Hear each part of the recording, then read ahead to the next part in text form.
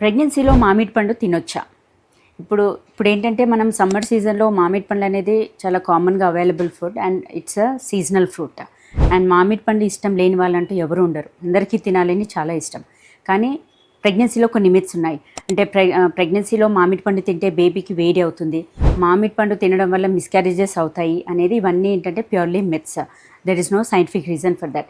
In fact చెప్పాలంటే మామిడి పండు చాలా హెల్దీ అండ్ న్యూట్రిషియస్ ఫ్రూట్. అందులో ఏంటంటే మనకు vitamin A, vitamin C, fibre కూడా హై కంటెంట్లో ఉంటుంది. సో దాంతో ఏంటంటే మనకు కాన్స్టిపేషన్ అనేది రిలీఫ్ అవుతుంది.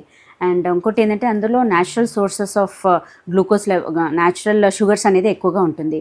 సో ఈ మామిడి పండు కూడా ఏదైనా లిమిట్లో తీసుకోవడం బెటర్. మనము మంచి ఫుడ్, హెల్దీ ఫుడ్ అన్నట్టుగా ఎక్కువగా మామిడి పండు తీసుకున్నాక ఏమవుతుందంటే అందులో న్యాచురల్ షుగర్స్ ఉండేసరికి మనకు షుగర్ లెవెల్స్ కొంచెం పెరిగే ఛాన్సెస్ ఉంటుంది. ఎస్పెషలీ మనకు గెస్టేషనల్ డయాబెటిక్స్ వాళ్ళకి మాత్రం అవాయిడ్ చేయండి అంటాము. అండ్ దెన్ మనకు హెచ్బిఏవన్సీ బార్డర్ లైన్ డయాబెటిక్స్ వాళ్ళకు కూడా మామిడి పండు అనేది అవాయిడ్ చేయడం బెటర్.